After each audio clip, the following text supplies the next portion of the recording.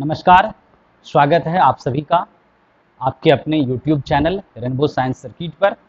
आज हम लोग क्लास 9th के केमिस्ट्री के दूसरे चैप्टर क्या हमारे आसपास के पदार्थ शुद्ध हैं, ईच मैटर अराउंड अस की चर्चा करने जा रहे हैं। और इस चैप्टर में हम लोग पिछले कई दिनों से पढ़ते आ रहे हैं और आपने पिछले क्लास में पढ़ा था शुद्ध पदार्थों के प्रकार के बारे में। और वहाँ आपने जाना था कि जो शुद्ध पदार्थ होते हैं उसकी वैज्ञानिक अवधारणा साइंटिफिक कॉन्सेप्ट और सामान्य अवधारणा जनरल कॉन्सेप्ट दोनों एक दूसरे से अलग अलग होते हैं, भिन्न भिन्न होते हैं। और उन्हीं अवधारणाओं के आधार पर हम लोगों ने चर्चा किया था कि शुद्ध पदार्थ वैसे पदार्थों को कहा जाता है जो एक समान कणों से बना होता है या जिनके कणों का जो रासायनिक गुणधर्म होता है वो एक जैसे होता है, तो वैसे पदार्थों को ही शुद्ध पदार्थ कहा जाता है। और आपने यह भी पढ़ा था लास्ट क्लास में कि शुद्ध पदार्थ को दो भागों में वर्गीकृत किया गया है, दो भागों में क्लासिफाई किया गया है। और हम लोगों ने उन दोनों का नाम भी लिखा था पिछली क्लास में, जिनमें से एक तत्व था और दूसरा यौगिक था। एक तत्व और दूसरा यौगिक मतलब एलिमेंट्स और जो कंपाउंड्स होते हैं वो वैज्ञानिक दृष्टिकोण से, वैज्ञानिक संकल्पना के आधार पर, साइंटिफिक कॉन्सेप्ट के आधार पर तत्व और यौगिक जो है वे शुद्ध पदार्थ होते हैं, जबकि बाकी जो मिश्रण बच गया आपको वह मिश्रण अशुद्ध पदार्थ होता है। और हम लोग तत्व के बारे में बहुत सारी जानकारी पढ़ी भी थी। कुछ लोगों ने कमेंट्स करके हमें बताया भी कि बड़ा अच्छा लगा तत्व के संबंध में जान करके, लेकिन और अच्छा लगेगा आगे का क्लास जब आप और मेहनत करेंगे तो धीरे धीरे और अच्छा लगेगा। एक चीज हमने आपको कहा था पिछले क्लास में कि तत्वों का नाम आपको याद कर लेना है, हाइड्रोजन से लेकर के जिंक तक, 1 से लेकर 30 तक। उम्मीद है बहुत लोग याद कर लिए होंगे। कुछ लोग अगर अभी तक नहीं कर पाए हैं उनसे मेरा पुनः रिक्वेस्ट होगा कि आप जितना जल्दी हो सके तत्व का नाम याद कर लेंगे ताकि इन सभी बातों को समझने में सुविधा हो। और लास्ट क्लास में जो हम लोग तत्व पर चर्चा कर रहे थे उसी का कुछ भाग बच गया था जिसको आज बढ़ाते हैं। और देखिए आज फिर जो हमारा टॉपिक है वो है तत्वों का वर्गीकरण, क्लासिफिकेशन ऑफ एलिमेंट्स।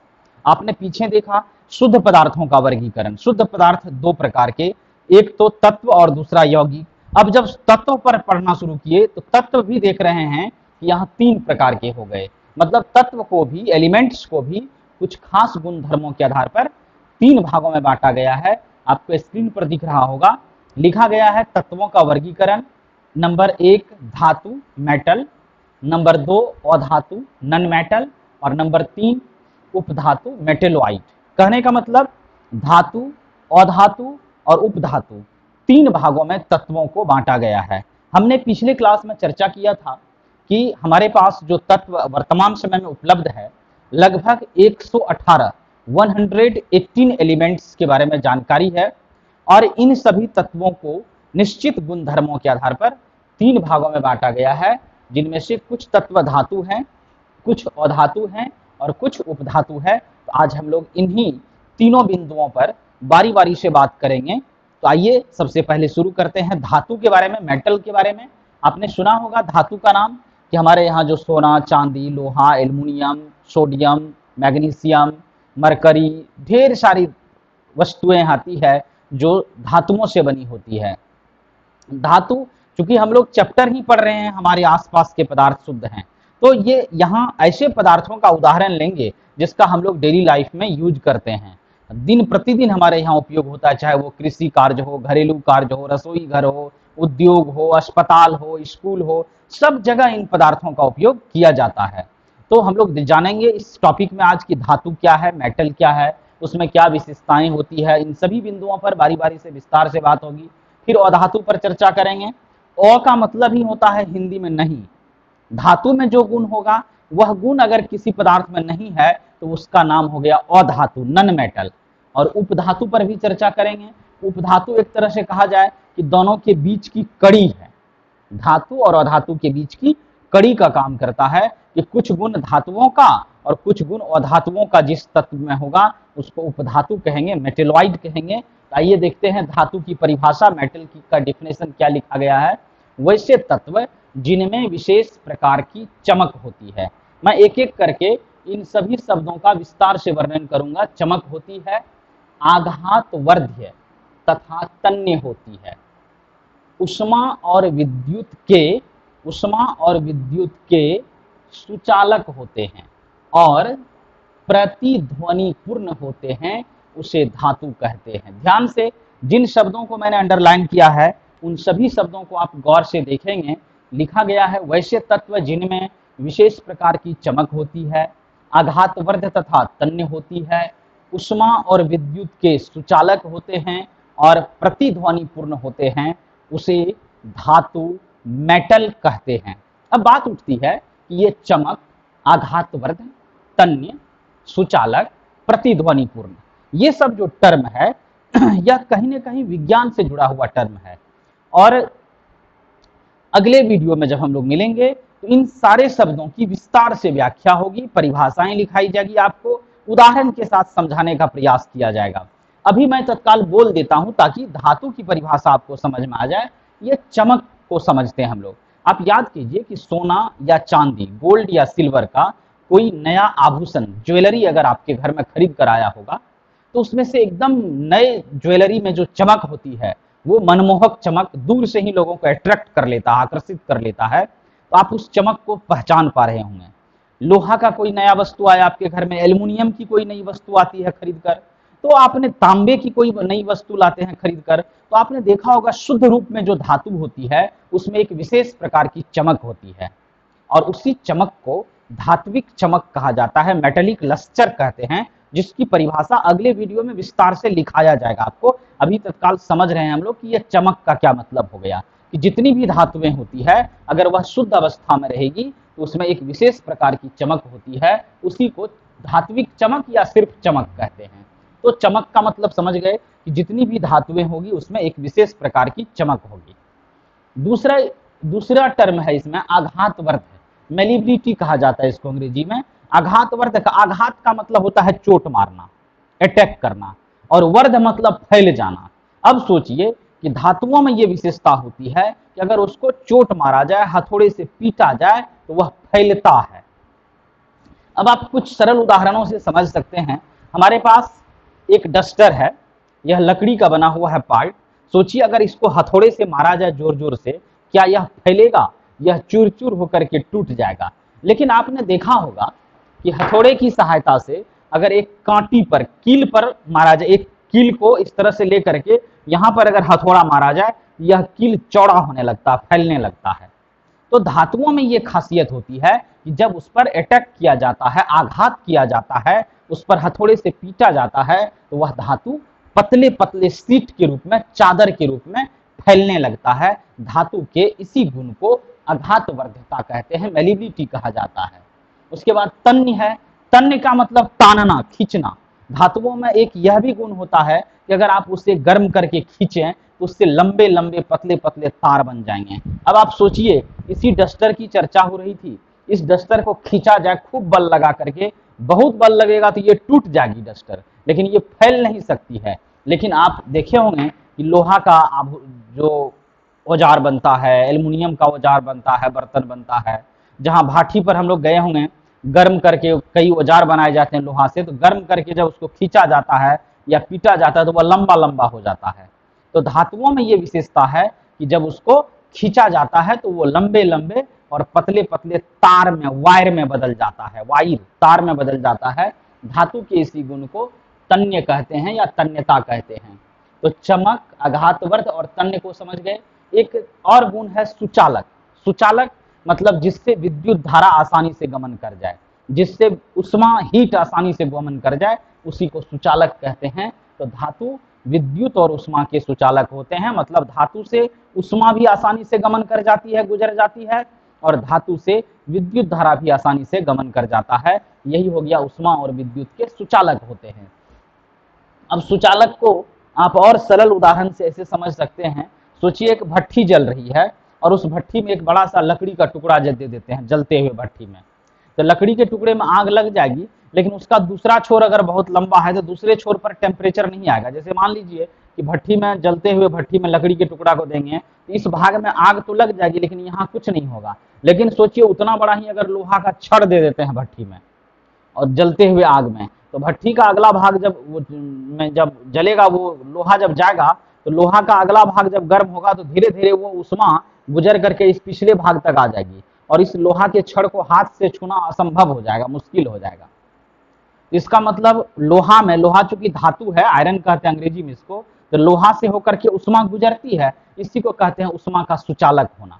और विद्युत धारा के बारे में तो आप जानते हैं कि लोहे के छड़ में आराम से इलेक्ट्रिक करंट फ्लो करता है, प्रवाहित होता है, जबकि वही सूखी हुई लकड़ी है, सूखा हुआ बांस है, रबर है, प्लास्टिक है, इन सभी वस्तुओं से विद्युत धारा का प्रवाह नहीं होता है, विद्युत धारा एक भाग से दूसरे भाग तक नहीं जाती है।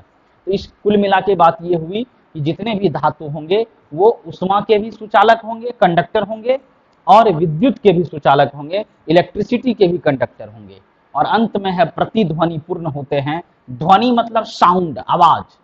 धातुओं को जब पीटा जाता है तो उससे विशेष प्रकार की आवाज निकलती है, विशेष प्रकार की ध्वनि निकलती है, साउंड निकलता है, इसी को कहते हैं प्रतिध्वनि पूर्ण। और याद कीजिए, आपके स्कूलों की घंटी धातु से बनी होती है, अगर वो धातु से बनी हुई नहीं रहती तो उस घंटी की आवाज उतनी दूर तक नहीं पहुंचती।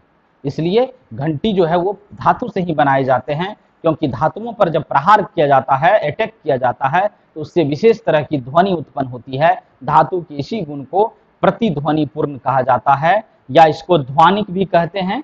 इस पर भी अगले क्लास में हम लोग चर्चा करेंगे। तो इस तरह से हमने हर एक शब्दों का विस्तार से वर्णन कर दिया आपके सामने। अब आप परिभाषा को आसानी से समझ सकते हैं कि वैसे तत्व जिनमें विशेष प्रकार की चमक होती है, आघातवर्ध तथा तन्य होती है, उष्मा और विद्युत के सुचालक होते हैं और प्रतिध्वनि पूर्ण होते हैं, उसे धातु कहते हैं। तो ये समझ गए कि धातु में ये सारी विशेषताएं होगी, या जो तत्व हमारे पास मौजूद है उनमें अगर ये सभी गुण होंगे, ये सभी विशेषताएं होंगी, तो वैसे तत्वों को धातु कहेंगे, मेटल कहेंगे। और धातु काफी उपयोगी है हमारे दैनिक जीवन में। अब जैसे हम देखिए, सोना गोल्ड कहते हैं अंग्रेजी में, चांदी सिल्वर, तांबा कॉपर, लोहा आयरन, इस तरह से और सब ढेर सारी धातुएं हैं जिनका अलग अलग कामों में उपयोग किया जाता है, अलग अलग रूपों में उपयोग किया जाता है। ये थी धातु के बारे में चर्चा। अब अधातु हमने शुरू में कहा कि अ का मतलब नहीं, धातु तो समझ ही गए आप, धातु किसको कहेंगे। अब धातु में जो जो गुणधर्म है, धातु में जो विशेषताएं हैं, अगर वे सभी गुणधर्म किसी तत्व में नहीं है तो वो अधातु हो जाएगा, नन मेटल है। अंग्रेजी में भी नाम लगा हुआ नन मेटल। तो यहाँ देखते हैं अब अधातु की क्या परिभाषा लिखी गई है। वैसे तत्व जिनमें विशेष प्रकार की चमक नहीं होती है। अब देखिए, वहां था चमक होती है, यहाँ कह रहा चमक नहीं होती है। आघातवर्ध और तन्य नहीं होते हैं, न तो आघातवर्ध होगा और न ही तन्य होगा। उष्मा और विद्युत के यहाँ लिखा गया है सुचालक नहीं होते हैं, अर्थात क्या होगा, कुचालक होगा। मतलब जो सुचालक नहीं होगा वही क्या हो जाएगा, कुचालक हो जाएगा। ये वो सुचालक था, धातु उष्मा का भी सुचालक, विद्युत का भी सुचालक। और धातु जो कुचालक है, इससे न तो उष्मा गमन करेगा न विद्युत गमन करेगी, इसलिए ये कुचालक हो गया। फिर हम लोग लिखे प्रतिध्वनि पूर्ण नहीं होते हैं। प्रतिध्वनि पूर्ण का मतलब आपको बता दिया गया कि धातुओं को जब पीटते हैं, धातुओं पर जब चोट मारते हैं तो उससे विशेष प्रकार की ध्वनि निकलती है। धातु के इसी गुण को प्रतिध्वनि पूर्ण कहते हैं। तो जो अधातु होंगे, नन मेटल होंगे, वो प्रतिध्वनि पूर्ण भी नहीं होते हैं, तो उसे अधातु कहते हैं, नन मेटल कहते हैं। Hydrogen, oxygen, carbon, sulphur, chlorine, ये सब प्रमुख अधातुएं हैं, प्रमुख नन मेटल्स हैं, जिसका भी अलग अलग कामों में उपयोग किया जाता है। तो ये धातु और अधातु था। मूल रूप से आपको धातु को समझना है कि धातु में जो जो गुण है, धातु में जो विशेषताएं हैं, वो विशेषताएं अगर किसी तत्व में नहीं है तो वही हो गया अधातु, नन मेटल। इस तरह से हम लोग धातु और अधातु को उदाहरण सहित विस्तार से यहाँ समझे। अब आते हैं तीसरे तरह के तत्व पर। ये जो तीसरा तरह का तत्व है, यह क्या है, इसको थोड़ा सा समझते हैं। दरअसल ये तीसरा तत्व निचले क्लास में बहुत कम था पढ़ने के लिए। धातु अधातु तो हो सकता है आपने पूर्व के क्लासों में भी पढ़ा होगा, लेकिन ये उपधातु मेटेलॉइड, यहाँ हम लोग जानेंगे इसके बारे में कि ये उपधातु आखिर है क्या। दरअसल होता क्या है कि हम लोगों के गांव में जो खेत होती है, जमीन होती है, उस जमीन में दो आदमी की जमीन है, तो बीच में मेड होता है, मेड, आयर कहते हैं, आयर भी कहते हैं उसको। उस मेढ़ के बारे में आप जानते होंगे, उस मेढ़ पर, उस आयर पर दोनों खेत वाले का अधिकार है, क्योंकि मेढ़ बना ही है दोनों खेत वाले के योगदान से, दोनों जमीन वाले के योगदान से। मेढ़ कहीं से एक्स्ट्रा जमीन नहीं है। दरअसल है क्या कि जब जमीन का बंटवारा होने लगा, जमीन का सीमांकन या रेखांकन होने लगा, तो बीच में इस पॉइंट से उस पॉइंट तक लाइन दे दिया गया और दोनों तरफ से थोड़ी थोड़ी मिट्टी डाल दी गई, उसी से उस मेढ़ का निर्माण हो गया। अब जो मेढ़ है उसमें हमने पहले कह दिया कि कुछ योगदान इस साइड के जमीन वाले का और कुछ योगदान इस साइड के जमीन वाले का। तो अब जो मेढ़ बना तो उस मेढ़ पर दोनों आदमी का अधिकार है, दोनों बगल वाले का अधिकार होता है। ठीक उसी तरह से ये जो उपधातु है, मेटेलोइड है, ये ऐसे तत्व हैं जिसमें कुछ गुण धातुओं का रहेगा और कुछ गुण अधातुओं का रहेगा। मतलब न तो कंप्लीट धातु का गुण होगा, मतलब सब गुण धातु का भी नहीं होगा और सब गुण अधातु का भी नहीं होगा। तब क्या होगा, तो कुछ गुण धातुओं का और कुछ गुण अधातुओं का होगा। तो ऐसे तत्वों को उपधातु कहते हैं, मेटेलोइड कहा जाता है। आइए डेफिनेशन देखते हैं। वैसे तत्व जिनमें कुछ गुण धातुओं के और कुछ गुण अधातुओं के होते हैं उसे उपधातु कहते हैं, नॉन मेटल कहा जाता है। जैसे बोरॉन, सिलिकॉन, जर्मेनियम, आर्सेनिक, ये सब उपधातु है, मेटेलोइड है। और ये जो उपधातु हैं ये प्रकृति में बहुत ही हमारे लिए उपयोगी है। इससे कई चमत्कारिक पदार्थ, कई चीज बनाए जाते हैं, बहुत उपयोगी होता है ये। क्योंकि अभी तक क्या था कि धातु अगर कहीं हमको लेना है तो उसमें केवल धातु का गुणधर्म है, अगर अधातु लेना है तो उसमें कहीं केवल अधातु का गुण है। लेकिन उपधातु एक ऐसा पदार्थ है जिसमें कुछ गुण धातु का भी है और कुछ गुण उपधातु का है। तो अगर हम लोग उपधातु लेते हैं तो हमें धातु की भी कुछ गुण प्राप्त हो जाते हैं और उपधातु के भी कुछ गुण प्राप्त हो जाते हैं। तो ये ऐसे तत्व को उपधातु कहते हैं, मेटेलोइड कहा जाता है। और इसका उदाहरण आपको लिखा दिया गया है, बोरॉन, सिलिकॉन, जर्मेनियम, आर्सेनिक, ये सभी क्या है, उपधातु है। तो इस प्रकार से आज के क्लास में हम लोग धातु, अधातु और उपधातु, जो तत्वों को 3 भागों में बांटा गया है, उस पर विस्तार से चर्चा हुई। और ये जो परिभाषाएं आपको बताया गया, अगले वीडियो में जब हम लोग मिलेंगे तो इन सारी परिभाषाओं को पढ़ेंगे। आप भी अपने टेक्स्ट बुक से इन सभी बातों को पढ़ लेंगे ताकि समझने में सुविधा होगी।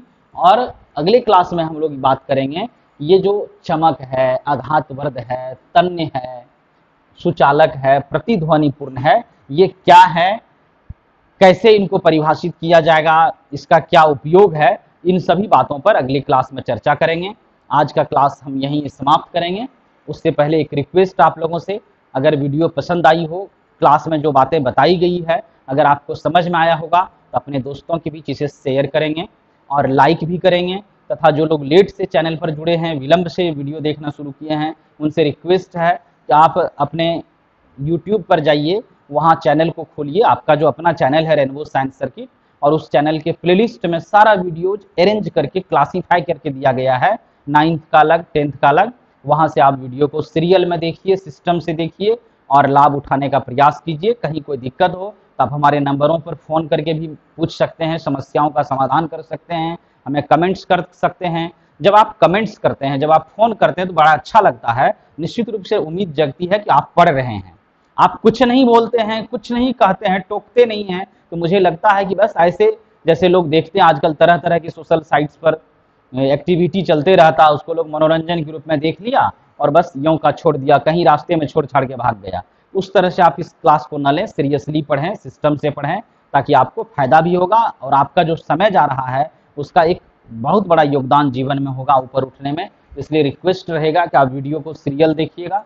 और जो लोग अभी तक चैनल को सब्सक्राइब नहीं किया है वो चैनल भी सब्सक्राइब कर लेंगे, अपने दोस्तों के बीच इन बातों को देंगे, शेयर करेंगे और वो भी अधिक से अधिक लोग इस वीडियो को देख करके लाभ उठाएंगे। बस इसी उम्मीद के साथ आज का क्लास समाप्त करते हैं। धन्यवाद, जय हिंद।